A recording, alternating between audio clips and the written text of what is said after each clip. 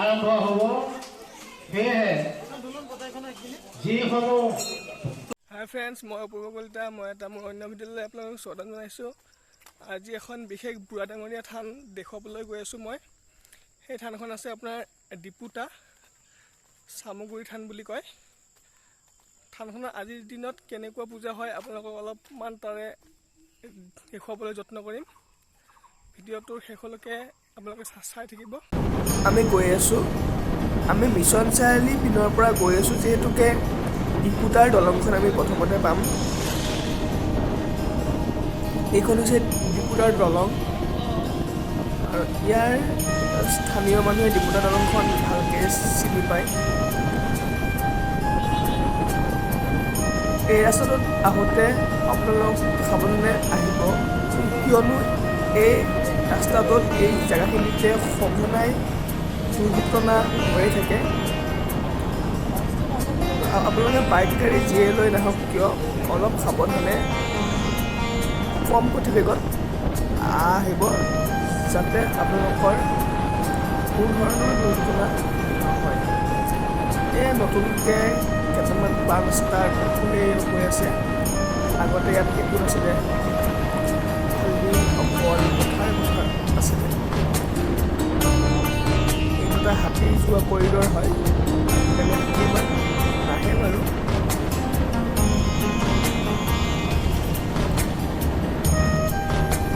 আমি আহি পাইছোঁৱে।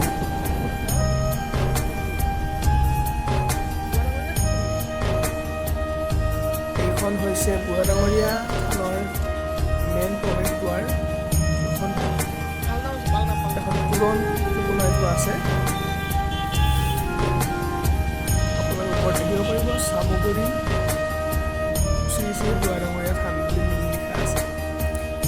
ইয়াৰ পৰা অলপ ভিতৰত সোমাব লাগে।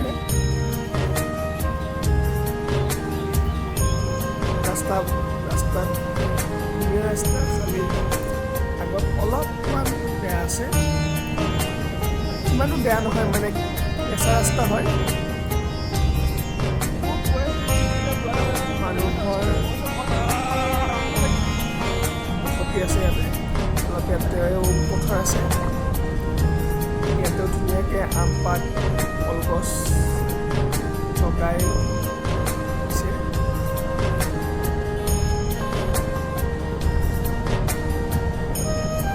আমি চাগে আগলৈকে গাড়ী লৈ যাব নোৱাৰিম, যিহেতুকে গাড়ী ইয়াতে ৰখাই থোৱা আছে। আমি যিমান দূৰলৈকে পাৰোঁ সিমান দূৰলৈকে বাইকখন লৈ যাবলৈ চেষ্টা কৰিম।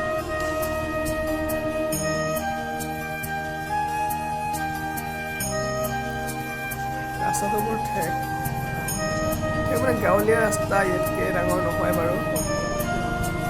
আমি বাইক ৰাখিলোঁ। এইখনে হৈছে চামগুৰি বুঢ়াদাঙৰীয়া থান।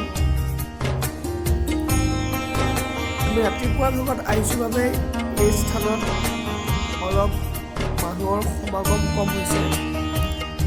যিমানেই দিনটো বাঢ়ি যাব সিমানেই ইয়াতে মানুহৰ সমাগম বাঢ়িব।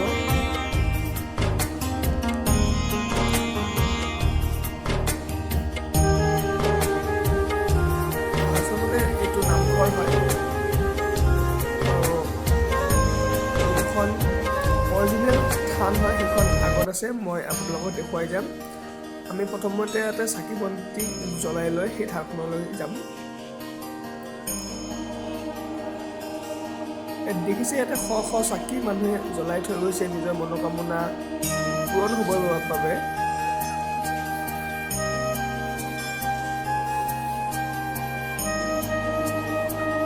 চাওক, এইপিনেও চাকি জ্বলাইছে মানে। এই গছ আপোনাৰ মূল চাকি হয়, যোন গছত মানুহে তেল দি আছে। মই দেখিবলৈ যত্ন কৰিম এই মণিকোটটোলৈ।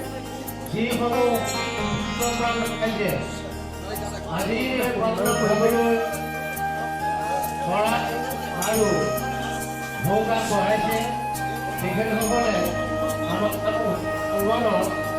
তেখেতসকলৰ সামগ্ৰীসমূহ দি মানুহে নিজৰ সেৱা কৰি আছে। আৰু এয়া চাকি জ্বলোৱা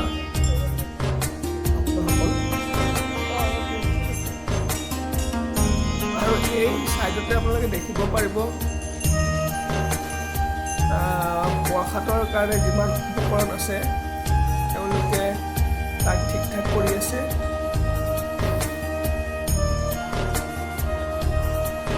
মই দেখুৱাবলৈ যত্ন কৰিম তাত কিমান নাৰিকল ইয়াত আছে, কিমান উপকৰণ আছে। আপোনালোক ইয়াৰ পৰা অনুমান কৰিব পাৰিব যে ইয়াত কিমান মানুহ হয়। তাৰপিছত কিমান থালি বুট মগু তেওঁলোকে ধুই আছে আৰু চাওক কিমান কলৰ থোক ইয়াতে মানুহে দি থৈ গৈছে। ইয়াৰ পৰা অনুমান কৰিব পাৰি। আৰু আমি গৈ আছোঁ এতিয়া সেই বিশেষ থানখনলৈ যোনখন অৰিজিনেল ইয়াত আছিলে। তাৰপিছত মানুহে থানখন ইয়াত ৰাখি সেইটো মই যোনটো দেখালোঁ সেইটো আপোনাৰ নামঘৰ এটা, সেইটোকো আপোনাৰ বুঢ়াগোদাঙৰীয়া থান বুলিয়ে নামাকৰণ কৰিছে। এই গছডালৰ নাম কি আপোনালোকে জানেনে বাৰু? ময়ো আজি প্ৰথমবাৰ আহিছোঁ, ময়ো বেলেগৰ মুখতেই গম পাইছোঁ এই গছডালৰ নাম হৈছে শ্যাম গছ। চাওকচোন গছডাল কেনেকুৱা। এই গছডালৰ পাতবোৰ দেখিবলৈ অলপমান চেগুন পাতৰ নিচিনা হয় আৰু তাত কিছুমান ফল লাগি আছে। আৰু ইয়াতেও বহু মানুহে চাকি বন্তি জ্বলাই নিজৰ মনোকামনাবোৰ পূৰণৰ বাবে আশী কৰিছে। আৰু এইটো হৈছে দান পাত্ৰ।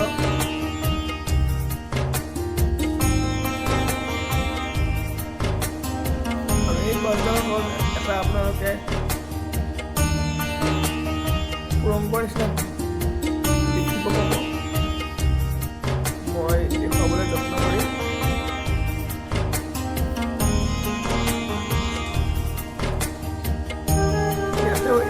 দিনাখন বহুত মানুহ হয় আৰু ইয়াৰ দিনাখন পাল নাম কৰা হয়।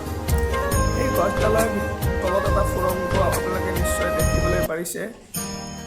মই দেখুৱাবলৈ যত্ন কৰিছোঁ মোৰ মোবাইলৰ কেমেৰাতে যিমান দূৰ সম্ভৱ হৈছে। সেই সুৰংগটোত পাৰ চৰাই বাস কৰে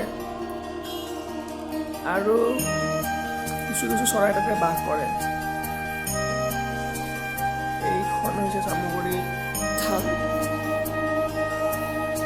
আৰু ইয়াতে প্ৰত্যেক বছৰৰ 1 মে তাৰিখে ইয়াতে এনেকেই চাকি বন্তি জ্বলাই ভক্তবান ৰাইজে ইয়াতে সেৱা লয়।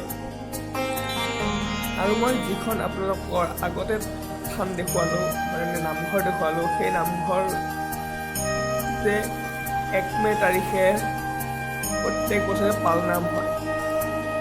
যোৱা 2টা বছৰ ইয়াত হোৱা নাছিলে কৰোণাৰ বাবে। আৰু এতিয়া আমি সকলো শেষ কৰি যাবলৈ ওলাইছোঁ। ইয়াত ধন্যবাদ লিখন লিখা আছে, লিখা আছে। আৰু মই চাকি বাতি দি এতিয়া আমি ঘৰলৈ ৰাওনা হৈছোঁ। যদি সময় হয় দুপৰীয়া আহিব পাৰোঁ এবাৰ।